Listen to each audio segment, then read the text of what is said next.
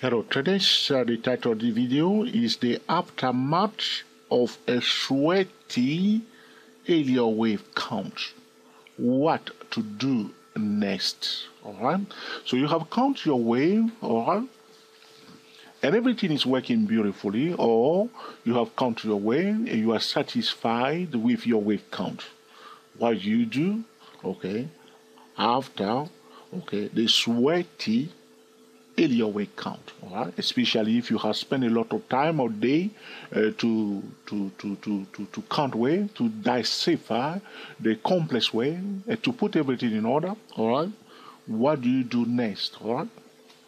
So the next thing that you need to do, talking about the aftermath of a sweaty Elliott wave count, what to do next, you want to go into the traditional, chart analysis, meaning that draw trend line, draw channel, use pitchfork tool. And this is one good example here, and I hope you will stick with me, as I've counted this wave before. This is an irregular first wave, right there. This is the second wave, retesting a moving 100. Can you believe that? Wow. And then here we are, the third wave, and the fourth wave, retesting the moving 50. Very interesting. Normally, the fourth wave usually stay. It will retest the moving average 20 or 30. That's what usually happen. 30, very often 30. Here you can see, just it touched the 50 people bought it here. And now we were forecasting. This is my forecast. That's what I say. We forecast the chart. We count our wave. What do we do after the wave count? We put it aside. So here we were forecasting, an extended fifth wave. First manual wave of that fifth wave, second manual wave of that fifth wave, third manual wave of that fifth wave, fourth manual wave of that fifth wave, and the fifth manual wave. So I've done this months ago, all right? So I still have my drawing on my chart. That's why I say to traders, all right, to keep their drawing on the chart. So because we have finished our wave count, we have finished with our forecast, we are expecting an extended fifth wave. So at this junction here, we are expecting to buy, all right? We want to buy. But look, just drawing this red line, look at that red line, connecting. That's what you need to do. After you finish, one thing that a lot of traders do not know, they don't connect the high, connect the high, and this significant high. Allow me to draw. That just draw line all over the place, and you'll be surprised. Connect the dot, connect the highs. You see, of those. You see, that's the first wave and the third wave. That's it. Look at how this third manual wave of the fifth wave breaks above that red trend line, and then retest it there. And the moving average 20 was also there. All right, you see now. This is what we are talking about now. You want to draw all those lines, or look, if you connect this, you see this one, you see just this low here, all right, and this low here, roughly, just, or even this one here. See how the price was retesting that pink line, almost this one come to. So the second manual wave almost touched the pink line. You see that? All right. Look at this one, this point, and this one here, the orange line. The price break below it, all right. And retest it here. Look at that. You see? Though you count your wave, you say probably you were here, you say third wave, it break below. As it's going up like this, you will be watching that level. So it did 1, 2, 3.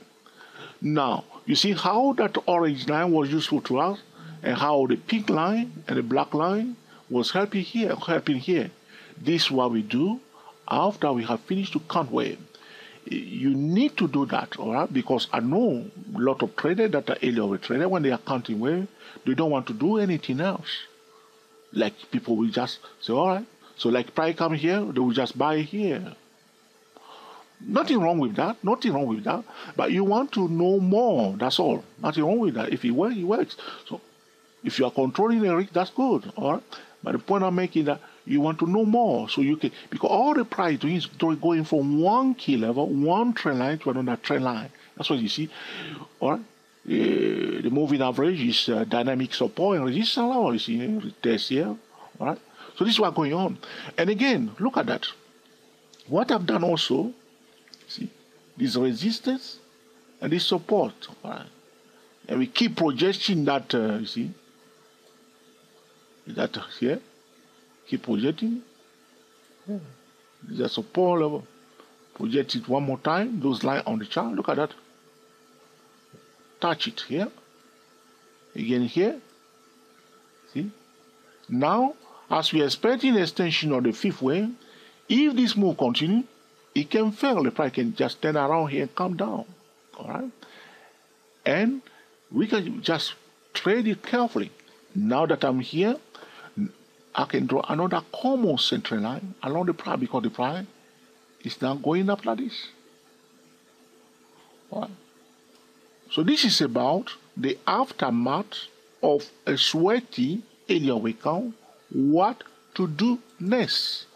This is exactly what you need to do next. One more thing before we wrap it up. Stay with me, please. I want to say something very important again.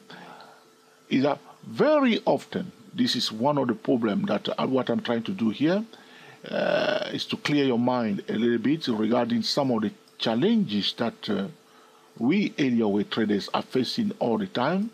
Is that sometimes, suppose you were here, so you say, first wave, second wave, third wave, and the price is here, okay? The price here. Probably you have paid for that service, and the forecast is for you. They say, okay, Martin, if that's your name, all right, this is the third wave. We will be expecting, so they put a line there, they say, we will be expecting the fourth wave, and we will be expecting, okay, an extension up here, something like that, okay? And they did the forecast for you. One thing you need to understand is that the price from here, from this point, though they do the forecast for you, nothing wrong with the forecast, you are satisfied with it, you are happy with it, you pay for it even, all right? What can happen? The price can come down all the way here. The price can just go down. So, market environment, talking about the S&P 500, all right? Talking about market indicators, talking about, political, geopolitical events, talking about something else. Look, recently in Japan, there was some earthquake, all kind of disaster in Japan. That definitely did affect the yen. Right, so this is what we are talking about. So suppose something here did happen. The price can just come down like this. Does it mean that the wave forecast was wrong? No. So all I'm saying to you is that whether you pay for your Elliott wave forecast, whether you count your own wave, whether you forecast it yourself, just understand that though you have done your bit, you must align your bit that you have done with the price action, that the price, we need to follow the price. We should never, as an Elliott wave trader, try to go ahead of the price. That's what I'm trying to say here. Because sometimes traders quickly assume something or expect something. Or maybe you are here, or you say, oh, it's in the first irregular first wave, second wave, you say you were here, okay, everything went beautifully, you make money, you say, all right, fourth wave, you get carried away. This is something that usually happens to everybody, all right? So sometimes you become very confident and you say, all right, yes, okay? And then coming down, or maybe you didn't even take profit here. You say, all right, I'll keep it there. Then we're going to have fourth wave. What's the point of closing the trade? What's the point of taking profit? All right, professional trader will open usually two positions. Those with a deep pocket will open two positions. As it's going up, reaching resistance, they will close one and let the rest one run. So if you have only one position open, secure it, control it, understand that the price is the king and the price is always right. The forecast, so even here you may say 1, 2, 3, yes, we are having extension in the fifth wave. Nothing can stop the price to stop the move up and to come down sharply like this. Then you may say, oh, where is the fourth? Where is the fifth? Well, if there is no fourth, if there is no fifth, we can call it fourth or fifth. We can only focus it. So all I'm just banging on here is that We are using the area wave to forecast the market. We are using the area wave to have an edge. We are using the area wave to help us to make the right decisions. But we should not impose the area wave trading strategy onto the markets. Otherwise, sometime you may do that and the price will print something completely different. And you'll be wondering what is happening. That's why we leave our drawing on the chart. And the reason why we are doing that is that when something else has changed, we come back again. So we don't restart afresh, but we look at what we have said before and we adjust accordingly. So being flexible Elliott wave trader is a beautiful thing to do. There is how should I say it, a class of Elliott wave traders that are very, very, very arrogant. Now, it's not to insult those traders. All I'm saying is that they are very, very confident. They see Elliott wave like a science. It is not a science. It's a theory. You even say it on the box. It's a theory. The practical trading will completely change what you have learned in the classroom. And the practical trading is about learning from the price or from the financial instrument that you are trading, the characteristic of the financial instrument that you are trading. You will see some stock, though we say that, the fourth wave should not come into the range of the first wave. You see some stock, they will do it all the time. It's so annoying. So you see like this, those stocks, because of their characteristic, anytime they have the fourth wave, they will try to push so that you have a tail, yeah, come and go a little bit into the section of the first wave, and then you close up. And you wonder, and this is just a pattern. That's a long tail, all right? In the fourth wave, it's just consistent for some financial instrument. So what are you going to do with it? Either you accept it or you don't accept it. So that's why I always say to traders, compare your wave count to mine and stick to the one that you like, all right? And the Elliott wave count is not static, it's dynamic. Now that we have done it on a yearly channel, it's working beautifully as we expected, all right, which is good now. But anything is possible. And again, do not stop on one time frame, all right?